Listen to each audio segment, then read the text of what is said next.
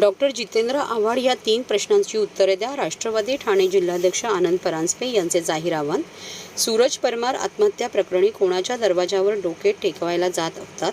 अनंत करमुसे यांना पोलीस संरक्षणात मारहाण करण्याचा बालिशपणा का केला? वैभव कदमच्या आत्महत्येस जबाबदार कोण? अजितदादा व धनंजय मुंडे यांच्यावर जितेंद्र आव्हाड यांचे बेछूट व बेलगाम आरोप सहन करणार नाही. दुसऱ्यांच्या घरावर 1 दगड मारला तर आम्हीही 2 दगड मारू. माननीय डॉक्टर जितेंद्र आव्हाड साहेब यांनी पत्रकार परिषद घेऊन बेछूट बेलगाम असे आरोप हे आमचे राष्ट्रीय अध्यक्ष माननीय अजितदादा पवार साहेब असतील, धनंजयजी मुंडे असतील यांच्यावर केले. मला 3च प्रश्न त्यांना विचारायचे की ज्या वेळेला सूरज परमारनी आत्महत्या केली आणि नजीब मुल्ला आणि हनुमान जगदाळे त्यावेळेला विरोधी पक्ष नेते होते, एक गटनेते होते, यांना अरेस्ट झाल्यानंतर आपण कुठल्या कुठल्या दरवाजावर डोकं टेकवायला गेलात की मला वाचवा? त्यावेळेचे joint police commissioner Satyanarayan Laxminarayan हे होते.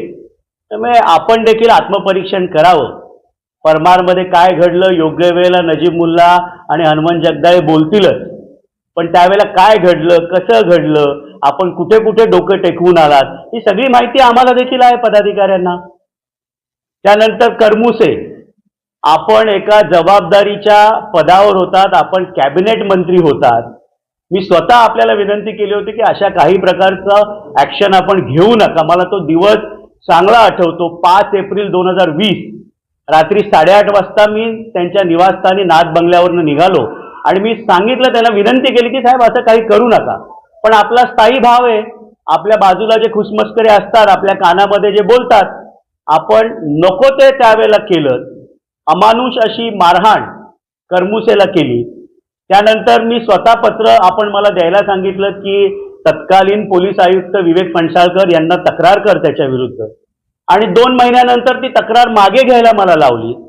अनेकदा आत्ताच्या भाजपच्या महाराष्ट्राच्या महिला मोर्चाच्या अध्यक्षा चित्राताई वाघ यांनी ट्विट करून माझी दोन्ही पत्र ही समाज माध्यमांवर टाकली होती की जिल्हाध्यक्ष असताना आनंद परांजपेंनी केलेली करमुसे विरुद्धची तक्रार आणि 2 महिन्यानंतर ती तक्रार का मागे घेतली हे देखील महाराष्ट्राला आपण कधीतरी सांगावं. आणि मी पुढे जाऊन विचारतो की काल आपण बियाणी म्हणून कुठल्या तरी व्यापाऱ्याने आत्महत्या का केली, त्याच्यानंतर मुंडे नावाच्या कुठल्या तरी याला मारण्यात आलं आणि त्याची साधी पोलीस केस घेत नाहीत. मग आपल्या सुरक्षेमध्ये एसपीयूचा असलेला पोलीस बॉडीगार्ड वैभव कदम यांनी आत्महत्या का केली? त्याच्या आत्महत्येसाठी कोण जबाबदार आहे? माझी निष्पाप भगिनी, तिचं कपाळावरचं कुंकू पुसलं गेलं, त्यांची 7 वर्षाची मुलगी अनाथ झाली.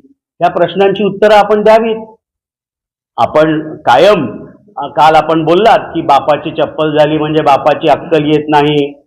अनेक प्रकारचे असे आपण अजितदादांवर आरोप केले. आम्ही कधीही म्हणत नाही की बापाची अक्कल आम्हाला आली.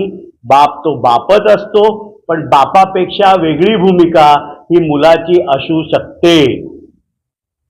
आपण ज्या ज्या वेळेला बोलतो त्यावेळेला आपण देखील काय काय कृत्य, आपण बालिशपणाची ही असंही देखील आपण बोललात. मग आपण केलेलं करमुसेच्या वेळेचं कृत्य बालिश नव्हतं का?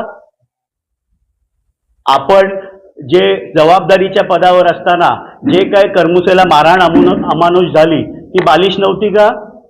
मग याची सगळी उत्तरं महाराष्ट्र तुम्हाला विचारेल. आरोपासाठी आरोप करू नका. आपण देखील काचेच्या घरामध्ये राहता. 1 दगड जर तुम्ही आमच्यावर मारलात तर आम्ही देखील आपल्या घरावर दगड मारू शकतो.